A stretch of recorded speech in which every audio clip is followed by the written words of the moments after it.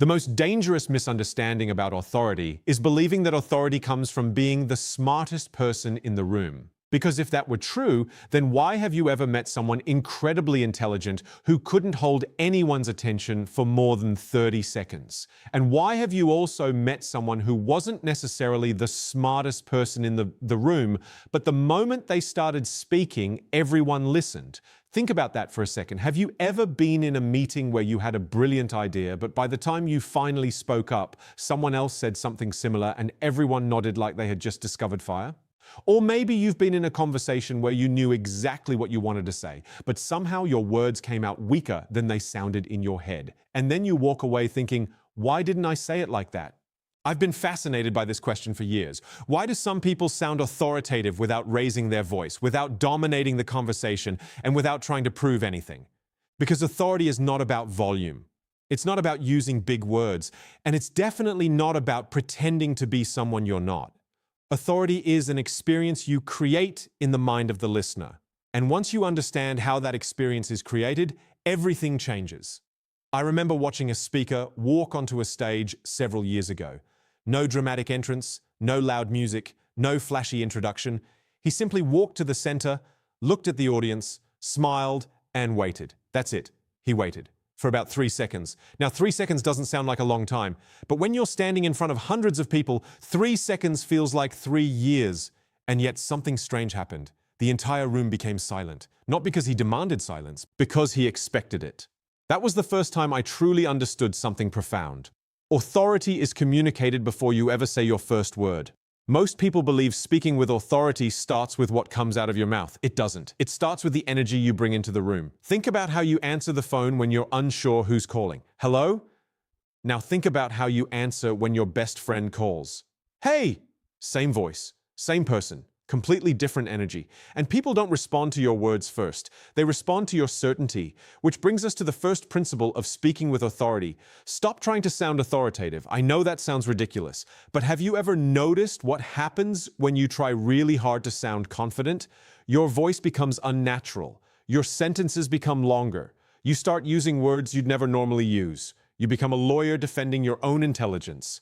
The irony is that the harder you try to sound authoritative, the less authoritative you become. Because authority isn't performance. It's permission. Permission to speak simply. Permission to pause. Permission to believe that what you're saying deserves space. I once coached someone who was incredibly successful in business. Brilliant mind, great ideas, but every time he presented, he sounded uncertain.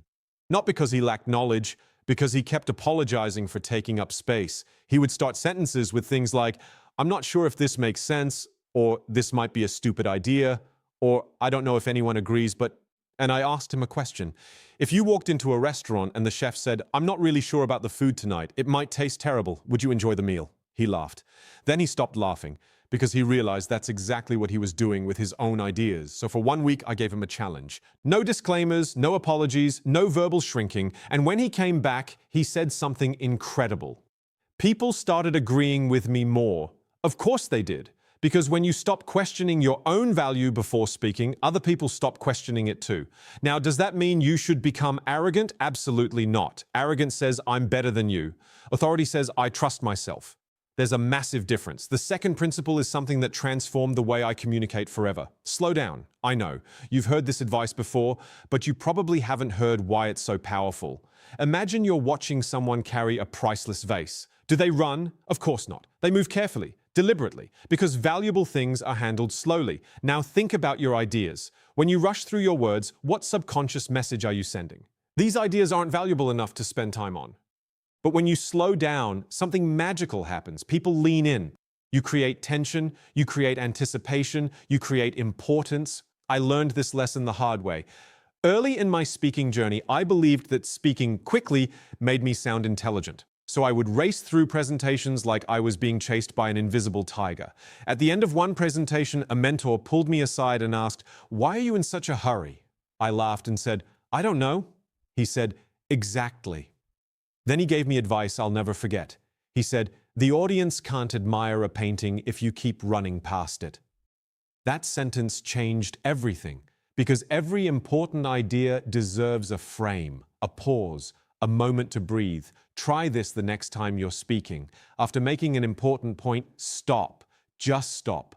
Count to 2 in your head. It will feel uncomfortable. You'll think everyone is judging you. They're not. They're processing.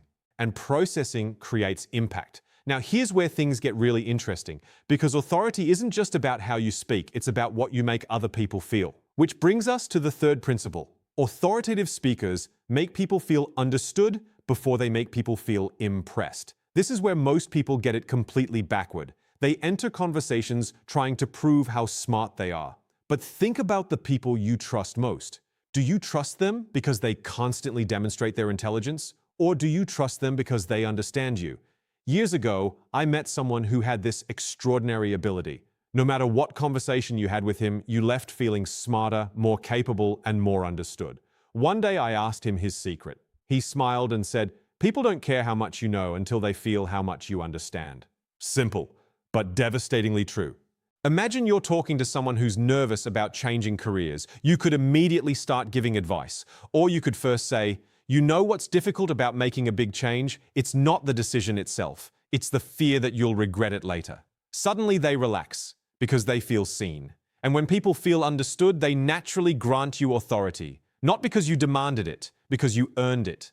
Have you ever noticed how the best teachers do this? The best leaders, the best communicators, they articulate your problems better than you can. And the moment they do, you trust them. Which leads to the fourth principle. Stop answering questions. Start framing perspectives. This one completely transformed my conversations. When someone asks a question, most people rush to provide an answer. But authoritative communicators often do something different. They expand the frame. For example, imagine someone asks, "How do I become more confident?" A typical answer might be, "Practice speaking more." But an authoritative response might sound like this. Before we talk about confidence, let's talk about what confidence actually is. Because most people think confidence means not feeling fear. But confidence isn't the absence of fear. It's the willingness to act despite fear.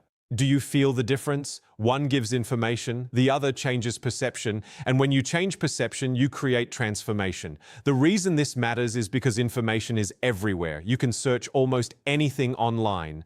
But perspective? Perspective is rare. Perspective is valuable. Perspective creates authority. The final principle might be the most important of all. Stop trying to be the loudest voice. Become the calmest voice. Think about emergencies. When panic spreads through a room, who do people look toward? The person screaming the loudest? No. They look for the person who's calm, because calmness signals competence, and competence creates trust. I used to believe that charismatic speakers were energetic speakers. And yes, energy matters, but controlled energy matters more. The person who can remain grounded while everyone else becomes emotional possesses a kind of authority that can't be faked. This doesn't mean becoming robotic. It means becoming intentional. It means choosing your words instead of chasing them. It means understanding that silence can be more persuasive than noise. It means recognizing that true authority isn't about controlling other people. It's about controlling yourself. And here's the beautiful part. You don't need permission to begin practicing this. You don't need a better job title. You don't need more experience. You don't need a deeper voice. You don't need to become someone else. Because speaking with authority was never about becoming louder. It was never about becoming smarter. And it was never about becoming more important. It's about believing that your thoughts deserve to exist in the world without apology. It's about trusting that your voice is enough. And maybe that's the real secret nobody talks about. The people who speak with the greatest authority aren't the people who are trying to convince you they're important. They're the people who already know that they don't have to. So the next time you walk into a room, into a meeting, onto a stage, or even into a difficult conversation, remember this. Don't ask the room for permission to speak. Speak as if your voice already belongs there, because it does.